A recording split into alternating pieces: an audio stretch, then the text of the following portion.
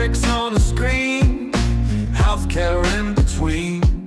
Physics, art, math got us down this path. Historical tales come alive, where science and stories dive. Blended facts with heart, knowledge from the start. Need bridge blues we sing to the future memory. Health and science in the mix. Midbridge got the fix. Complex subjects made right clear. now Every episode in ways that we actually acquire knowledge leads the way. and ways that make me more efficient. In the world of digital streams, turning knowledge into dreams. Through the tales of old, new stories unfold. Thank you so much for joining with me. It is truly an honor and a privilege. Medbix Webcast is a new kind of healthcare media channel to break the silo mentality and foster interdisciplinary thinking. Our mission is to fill that gap and to create a curiosity through different lenses, tapping the passion that guided the historical figures in medicine and bringing present-day groundbreaking research to the front lines. We interview physicians and leaders in the industry about present-day healthcare challenges.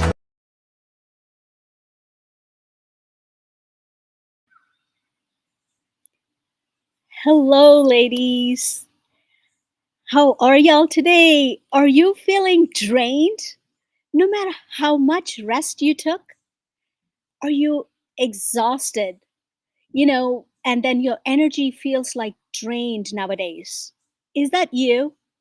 Like, you are always like, get up and go, but just you got up and you just left. There is no go going on. Is that you? If you can relate to that, drop me a comment below saying ME in the comments or drop an emoji for me.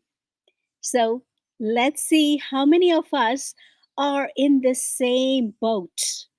We are drained, we have no energy. You are not alone. And no, it's not your fault. Today, we are going to talk about why energy dips in women's midlife and what can you actually do about it. You deserve to feel strong, clear, and alive again. Ladies, are you ready to transform your energy? I was walking up the stairs at work some time ago. I remember this so very well when it just hit me as I was walking up the stairs, and all of a sudden, I could not go up anymore. These are the stairs, 6 flights of stairs I used to go up and down. I went up and down hundreds of times, and this time I was still along the first stairwell. Halfway to the first stairwell, I could not go anymore. I had to stop, take a breath, rest before I move forward. So that was really appalling to me. Why was I feeling so tired? I could not believe how I felt that day, and I can never forget the day that I did feel that way. My usual energy that I always had was gone. I woke up already very exhausted that day. And I knew something deeper was going on. So I started digging into science. And what I learned has changed everything. So let us first talk about our energy engine. It lives in every single cell of our body, and that is called mitochondria. They are powerhouse cells that are living, they are the ones that turn fuel into energy. The more oxygen you pump into your muscles and their mitochondria, like the aerobic exercise, the more they adapt to perform faster and better so that you can produce more energy and we have more endurance. So, whenever we use oxygen to burn fat and produce energy, we release free radicals that damage healthy cells. Our body, in turn, produces antioxidants that help quench these free radicals so we can recover fitter and stronger. Estrogen is instrumental in that process. Estrogen helps mitochondria to sweep out all these free radicals. Without its help, we will have free radicals floating all around in our body. Which means, yes, you guessed it right, less energy, more fatigue, more frustration. So, let me ask you a quick question. Have you noticed certain activities are getting harder and harder lately? Walking long distance, climbing up the stairs, it's getting much harder. Let me know in the comments below. Here's the good news. What we can train, how can we train our mitochondria, that so that we can have more energy? Just like the muscles, they respond to how we move. That's how we can train our mitochondria too. So we have good news. We can, retrain ourselves. So when we lose this estrogen as it's declining during our menopause years, we need to adjust our training and step in with nutritional supports to help get the work done. What are those things that we can do? Aerobic exercise like brisk walking, swimming, or biking for about 30 to 40 minutes a day is one of the best ways to support your mitochondrial function. Next thing is strength training. It's very critical that you need to perform at least 2 to 3 times a week. That's what preserves our muscle and energy. And that helps prevent the muscle loss that leads to even more fatigue. As we lose muscle, we normally do lose muscle, so we need to do this strength training to build it up. The goal here is not to get hurt. If you are new to this, please hire a trainer who will teach you proper posture, proper way of lifting, so that you can get fitter and stronger each day. The next one is sprint interval training, SIT. Sprint interval training can improve mitochondrial density and also the fat burning, especially that stubborn belly fat that loves to show up during our menopause years. All of a sudden, you feel your belly is popping out like you're pregnant. So, sprint will help you. So, any activity you're doing, walking, biking, things like that, go at a certain comfortable pace, then pick it up as fast as you can go for about 30 seconds, then slow down. So, in about 20, 30 minutes period, do about 3 times, picking up the speed and then slowing down. Doing sprint interval training about 3 times a week should do it. And don't forget the sleep.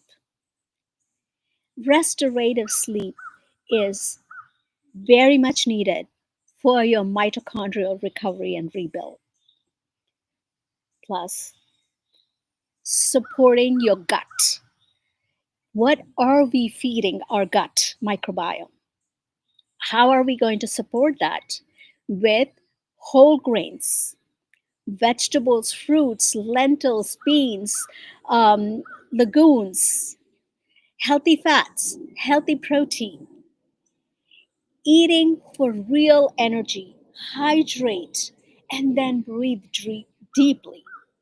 It's the complex carbohydrates that you need for this, not simple. No processed foods, no ultra processed foods, natural foods that you can have. Your energy is not just physical, it's hormonal, it's cellular, it's emotional, and you can reclaim it. You have the power to do that. So, let me ask you this: what's one small change you can make this week? Tell me in the comments. Maybe it could be just 10-minute walk after dinner, or better bedtime routine, or adding protein packed breakfast.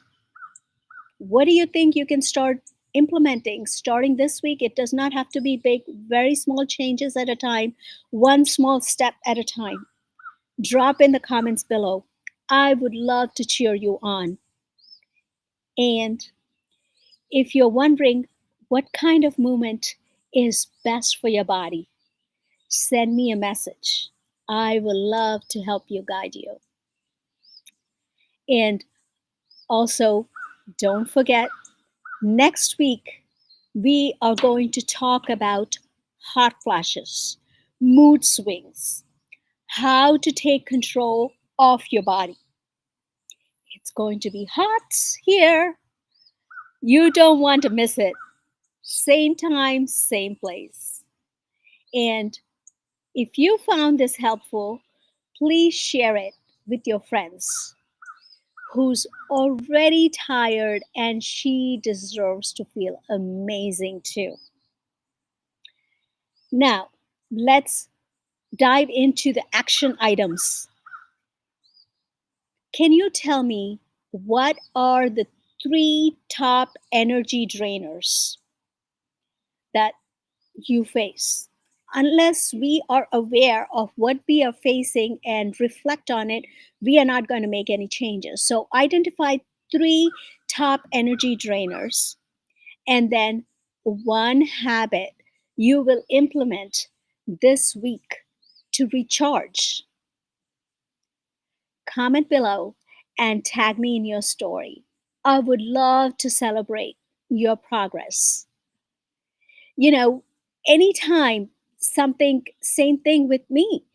Things are not always smooth sailing all the time, right? Like last week, I went on vacation and I could not eat all natural foods as possible. So I had to incorporate some processed foods. And I could see that in myself. In the morning by the beach, when I was trying to walk, I was not able to move as fast. My energy was drained. So, those are the things that you need to notice to make those shifts. Once I was done with my vacation, when I came back, I had my full whole grain plant based meals. You know, that's what pumped me up, and I was going with full energy, going to my gym, doing my training, doing my cardio, going on nice walks outside. So that's what we need to do. Identify what is draining us. What are the small, simple changes that you can make? One small change at a time. You don't want to make too many changes. Get good with one, get comfortable with that one habit you're making a change about for 2 to 3 weeks. Once you're used to it, then keep that habit and then add another one on. So that's how you're going to build up, stacking one after another. But consistency is the key. Being consistent and progressing. Okay, don't compare yourself with somebody else. And if you're not used to the gym, don't worry about it. Don't get intimidated. If you go into the gym, walk in with confidence. And if you don't feel comfortable going into the gym, that's fine. At home, you can still do it. Initially, with the weights thing, you can, lift yourself up with using your own body weight. There are several strategies that you can do. But again, I would reemphasize, if you are not used to it, please have somebody help you train, coach, so that you have good posture, you don't get hurt. The goal is for you not to get hurt, but to get stronger, fitter, and have lots of energy for you to do the things that you would love to do. Thank you for taking charge of your energy drain today. This is the first step. You are strong, wise, and powerful. And midlife is just the beginning. This is just the beginning. This is not the end of it. So look at it that way. This is the time for you to focus on yourself. You are putting that flashlight on you, focusing on yourself, taking care of yourself. You need to carve out that time for you. And that's how you are going to take control of your health, make that lifestyle changes so that you will feel refreshed and revived. And I want to thank MedBricks Ramana Raju for inviting me to be on his platform every week to talk to you about these small changes that you can make to improve your life and your health. Thank you for joining me today.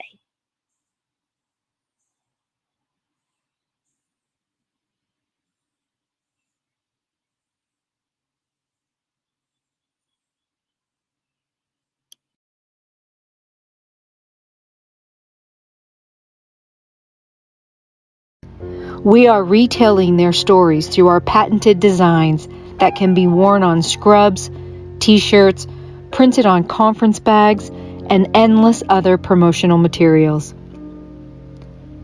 Daily Wear for Medicine is the first ever of its kind to create curiosity in medicine through visual art. We at MedBricks are celebrating unsung heroes of the past who made enormous contributions to the field of medicine through our unique campaign called Daily Wear for Medicine. You can wear it, carry it, and give it